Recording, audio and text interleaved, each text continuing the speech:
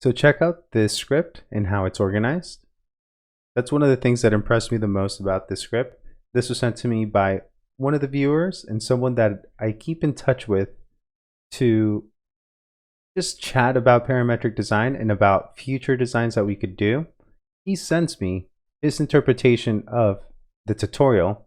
And as you can see here, this is very neat, very well organized, and he has everything grouped within their own category. That way you can come in here and you can change it, update the design, and at the end here you have the outputs.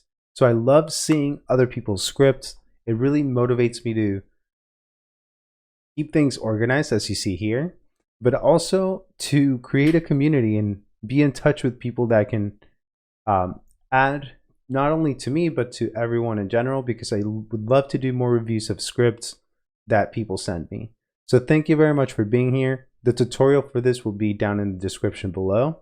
Let me know if you have any questions, and I post videos every week displaying how to create parametric designs like these, so you can use them for your own designs. And I provide resources on my website. So thank you for being here, and I hope to see you on the next one.